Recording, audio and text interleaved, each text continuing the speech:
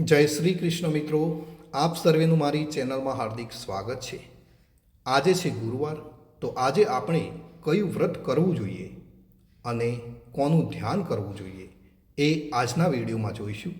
તો આપ સર્વેને મારી વિનંતી છે કે ચેનલને સબસ્ક્રાઈબ કરતા જજો અને વિડીયોને અંત સુધી જોજો.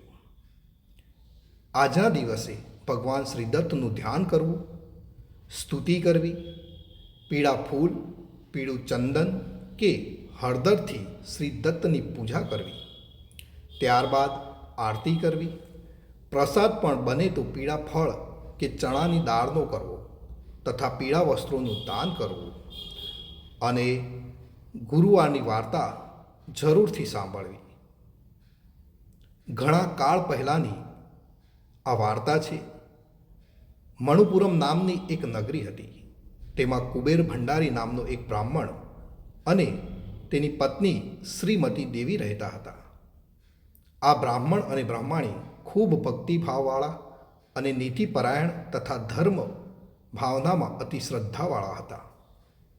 પણ પેલી કહેવત છે ને કે ભગતને કરે હાંડલા કુસ્તી કરે, આમ બ્રાહ્મણનું નામ કુબેર ભંડારી પણ તેનાથી વિપરીત ઘણો ગરીબ હતો અને એટલું તો ઓછું હોય તેમ તેને ત્યાં સંતાનની ખોટ હતી.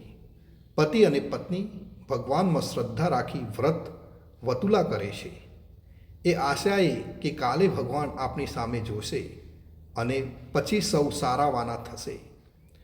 પોતે જાતે બ્રાહ્મણ હોવાથી જીવન નિર્વાહ ચલાવવા કર્મકાંડ કરે, યજ્ઞ કરવા જાય, લગ્ન કરાવવા જાય, આમ પોતાની જેમ તેમ નિર્વાહ ચલાવે. આ બંને બ્રાહ્મણ બ્રાહ્મણીની સ્થિતિ જોઈને આડોશી પાડોશીની ઘણી દયા આવતી અને વાર તહેવારે સીધું પણ આપતા. આમ ગાડું ગબડ્યા જતું હતું. એક દિવસ સાંજના સમયે શ્રીમતી દેવી ઘરના આંગણામાં બેઠી હતી. ત્યાં તો કાને આજુબાજુની પાડોશણો એકબીજાને કહેતી હતી. તેમાં તેનું ધ્યાન પડ્યું અને તે ધ્યાનથી સાંભળવા લાગી.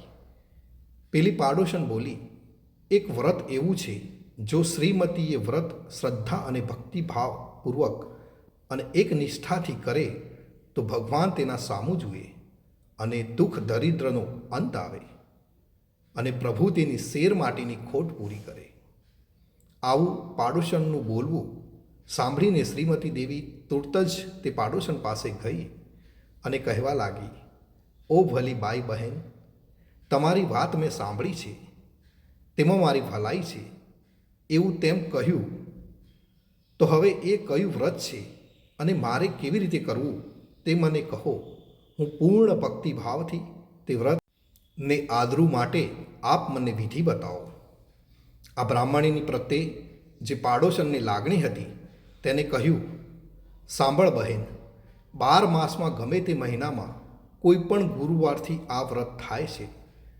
ગુરુવારને દિવસે ભગવાન દત્તાત્રેય મહારાજનું સ્મરણ કરવું, પછી તેમની મૂર્તિ લાવી, મૂર્તિ ન મળે તો તેમની છબી લાવી, પછી સવારમાં સ્નાન કર્યા કર્મથી પરવારીને ભગવાન દત્તાત્રેયની શ્રદ્ધા ભક્તિભાવથી પૂજા કરવી. પૂજા કર્યા પછી ભગવાનનું ધ્યાન કરવું, કીર્તન કરવું, ચણાના લોટની મીઠાઈ અને ચણાની દાળ લેવી, તેનું ભગવાન દત્તાત્રેયને નૈવેદ્ય ધરાવવું, પીળા વસ્ત્રો પહેરવા તથા પીળી કરેણના ફૂલની માળા પહેરવી અને ભગવાન દત્તાત્રેય મહારાજનું ધ્યાન કરવું, ભજન કીર્તન કરવા અને આ દિવસે યથાશક્તિ ફૂલ નહીં તો ફૂલની પાંખડી દરિદ્ર નારાયણને, લૂલા લંગડાને, ગરીબ ગુરબાઓને દાન કરવું. આમ આખો દિવસ ભગવાન દત્તાત્રેયનું રટણ કરવું. શ્રીમતી દેવી તો પાડોશનને બતાવેલી વિધિ પ્રમાણે પછીના જ ગુરુવારથી વ્રત કરવા લાગી.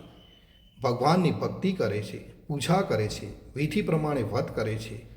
તેમાં એક દિવસે તેને ત્યાં એક સંત મહાત્મા આવ્યા અને ભિક્ષાની માગણી કરી.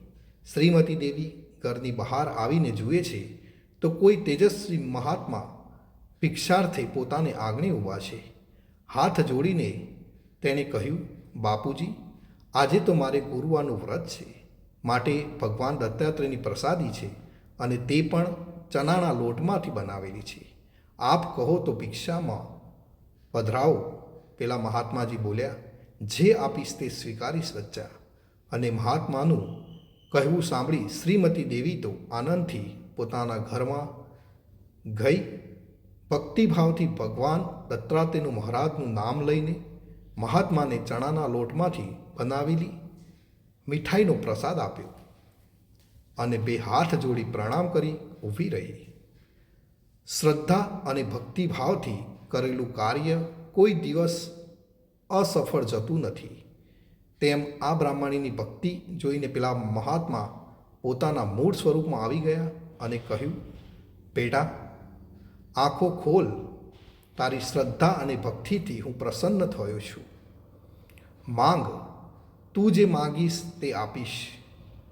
બ્રાહ્મણીએ કહ્યું, પ્રભુ, હું શું માગું? આપ તો અંતર્યામી છો, આપ બધું જાણો છો. તેમ છતાં આપ મારા ઉપર પ્રસન્ન થયા હો તો જન્મ જન્માંતર આપના શરણમાં ભક્તિ અને મારા પતિનું દુઃખ દરિદ્ર દૂર કરી પુત્ર દૂર પ્રાપ્ત થાય તેવું વરદાન આપો. ભગવાન દત્તાત્રેય મહારાજ બ્રાહ્મણીની માગેલી વરદાનથી પ્રસન્ન થયા અને તથાસ્તુ કહી અંતર્ધ્યાન થયા. વખતને વહેતા સી વાર લાગે મિત્રો. જેમ જેમ દિવસો પસાર થતા ગયા તેમ તેમ કુબેર ભંડારીની ગરીબાઈ દૂર થતી ગઈ અને આજુબાજુ પૂરા માસે શ્રીમતી દેવીએ સુંદર સૂર્યના સમાન ક્રાંતિવાળા બાળકને જન્મ આપ્યો. આજુબાજુવાળી પાડોશણો આવા દેવના ચક્કર જેવા બાળકને જોઈને બોલી કે દત્તાત્રેય મહારાજ જેવા આ બ્રાહ્મણીને અને બ્રહ્માંડને ફળ્યા તેવા આ વાર્તા લખનારને, સાંભળનારને, કહેનારને અને આ વિડીયો જોનારને, વ્રત કરનારને ફળજો. તો મિત્રો, આ હતી આજની ગુરુવારની વાર્તા. ભગવાન દત્તાત્રેય આપ સર્વેને તન, મન અને ધનથી હંમેશા સુખી રાખે એવી મારી પ્રભુ પરમેશ્વરને પ્રાર્થના. આપ સર્વેનો ખૂબ ખૂબ આભાર. જય શ્રી કૃષ્ણ.